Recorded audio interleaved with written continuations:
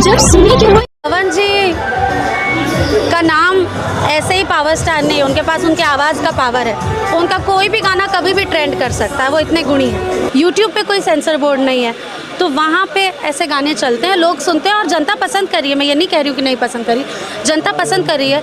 पर जो अश्लीलता का जो धब्बा लगता है वो सिनेमा पर नहीं लगना चाहिए मेरे हिसाब से। हम लोगों ने भी ऐसे बहुत गाने किए हैं पहले जो अच्छे नहीं हैं।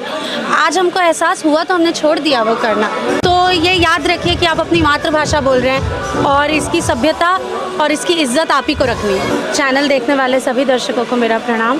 अच्छा मैम, अभी हाल ही में आजमगढ़ में बहुत सारे मूवी शूट की हैं, कब तक हमारे ऑडियंस को देखने को मिलने वाला है और क्या कॉन्सेप्ट है? बहुत सारी फिल्में अभी हमने शूट की। मैंने, काजल राघवानी जी ने, दिनेश जी ने, मेरे हस्बैंड की शादी है जिसके डायरेक्टर हैं मंजुल ठाकुर जी। और उसके बाद अभी हम लोग शूट कर रहे हैं फिल्म मंडप। दोनों बहुत अच्छी फिल्म है और वन लाइन जानने के लिए तो आपको सिनेमा देखना पड़ेगा, बट मैं ये गारंटी से कह सकती हूँ कि फ़िल्म बहुत अच्छी बनी है और दर्शकों को बहुत पसंद